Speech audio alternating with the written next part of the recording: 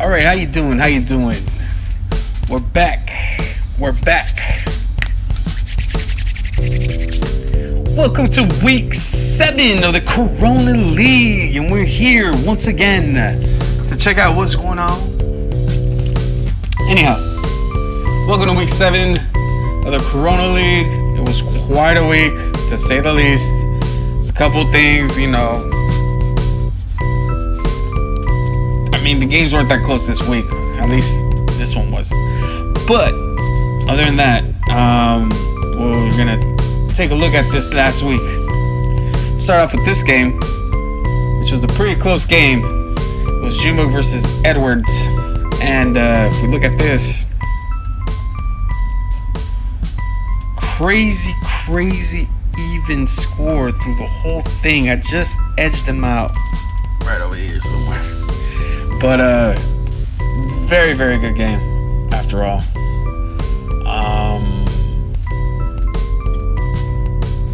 Let's see.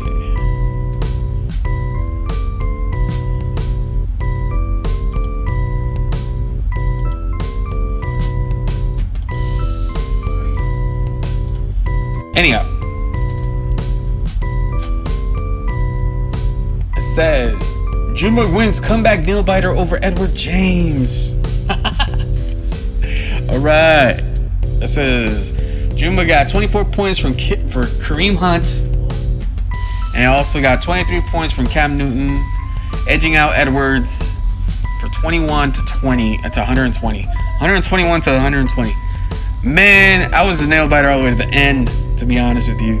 But luckily, Sunday night I edged it through. I think the big change was right here.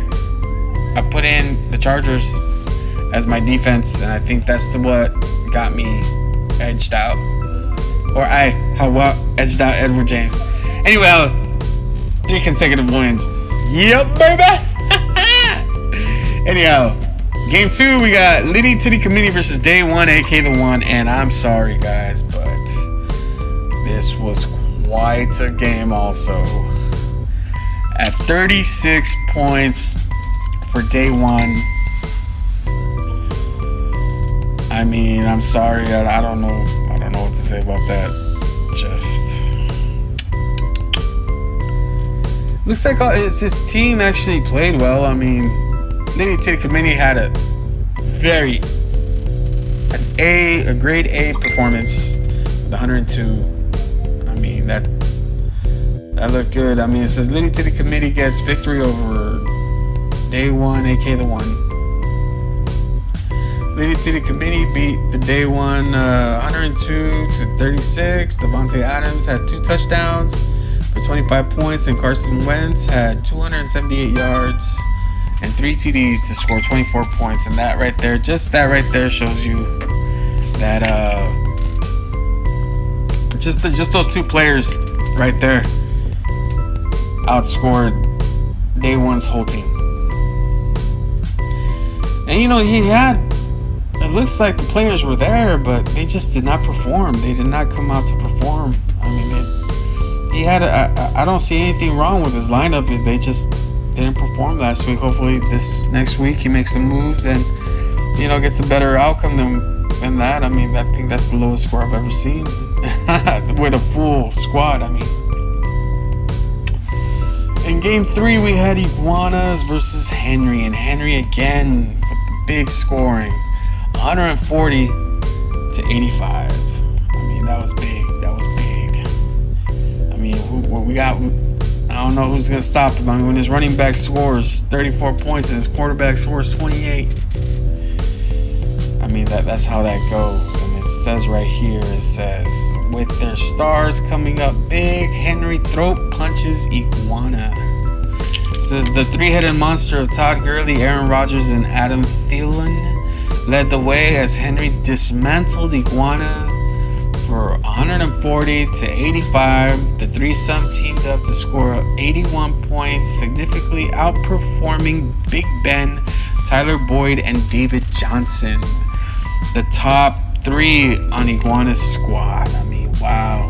And plus, Tijuana's defense was negative points. The Browns got negative points, so there's that. Terrible. But good for Henry. Henry's still on top, doing his thing. And in the fourth game of the week was another one, but the Aftermath actually had a very good score at 92.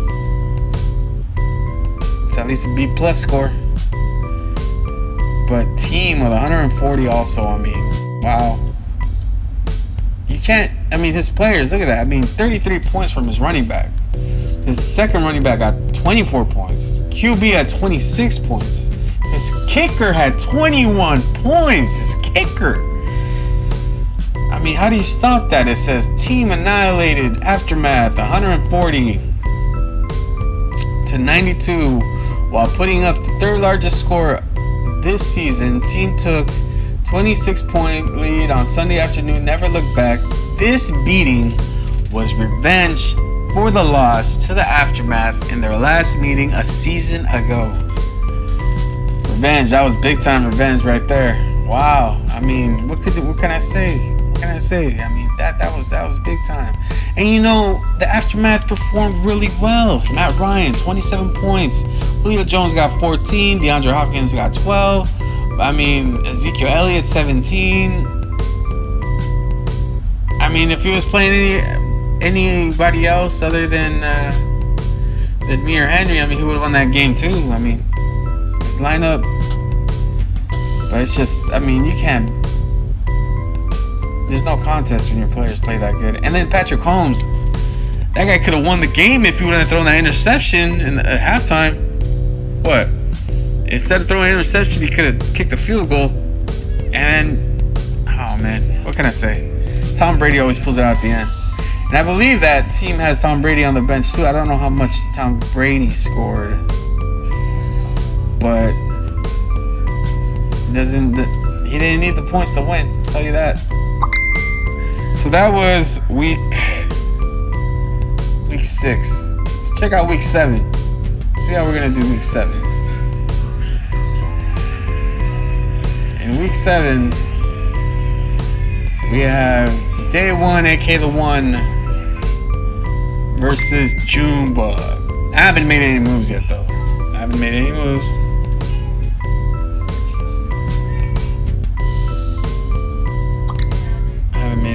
What does it keep calling me? Are you serious?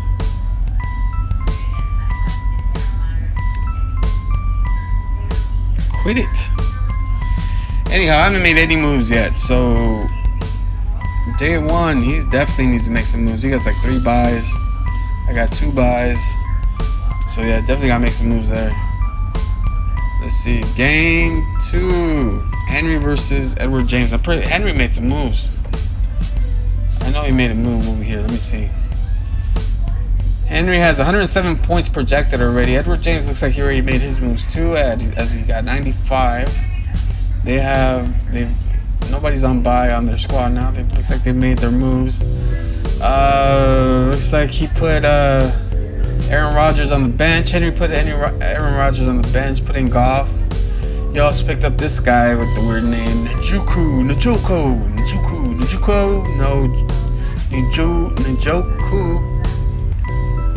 Anyways, he put him in. He traded for him. Looks like it's gonna be a pretty good even match here. We will see. Looks like, keep an eye on this one, guys. Can Edward James give Henry a loss and break his 5 winning streak? 5 wins winning streak? I don't know. We're gonna have to see. And in game 3, we got Team versus Litty Titty Committee. I'm pretty sure that Litty Titty Committee hasn't made any moves yet. Still has a player on bye, but he has 79 points so far projected.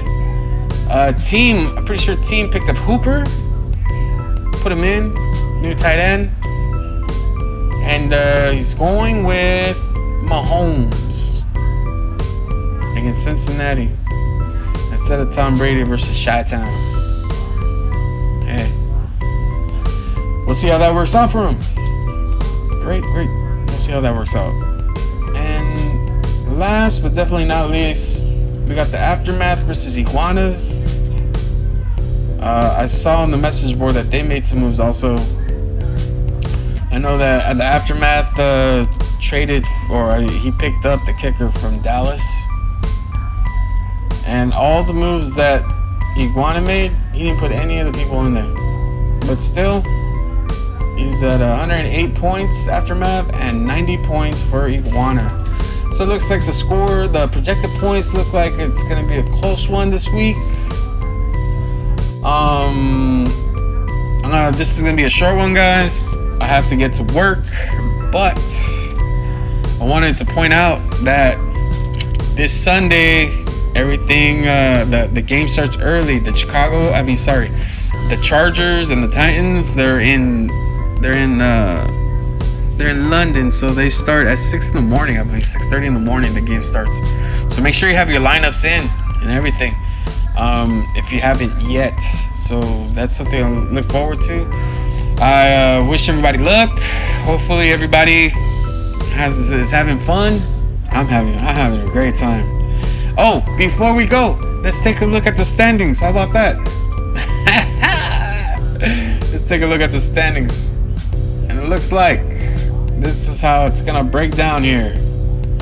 It looks like we got Henry in first place with a 5-winning streak.